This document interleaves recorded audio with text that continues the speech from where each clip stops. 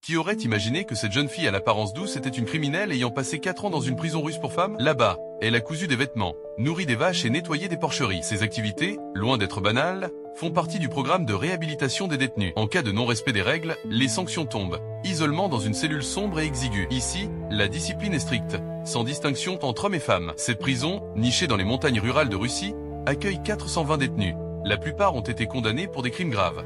Cambriolage, trafic de drogue, voire meurtre. Pourtant, aujourd'hui, elles sont devenues dociles. Leur journée commence à 6h30, par des exercices en plein air sous un froid glacial de -8 degrés Celsius. À la tête de l'établissement, une directrice de 42 ans, forte de 20 ans d'expérience. Dans cet univers clos, aucune évasion n'est envisageable. La prison est entourée de clôtures surmontées de fils barbelés, surveillée 24 juillet par des gardiens rigoureux et des technologies de pointe. Prenons l'exemple de Victoria.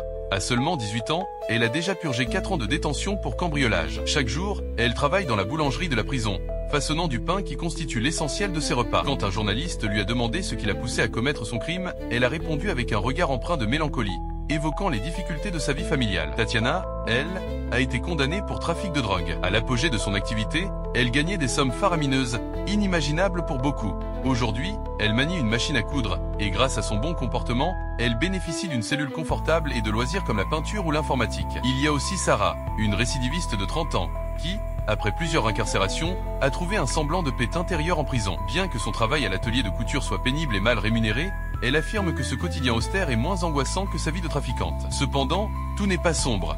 Les détenus exemplaires ont droit à des visites familiales dans des espaces aménagés, offrant un rare moment de normalité dans ce cadre rigide. Mais pourquoi ces prisons traitent-elles les femmes et les hommes si différemment? Les prisons pour hommes, comme celle du Dauphin Noir, sont bien plus inhumaines. Nous explorerons cette question dans une prochaine vidéo. Si cette histoire vous a captivé, laissez un like et un commentaire pour nous encourager à créer davantage de contenu. Merci d'avoir regardé jusqu'au bout, et à très bientôt pour une nouvelle vidéo.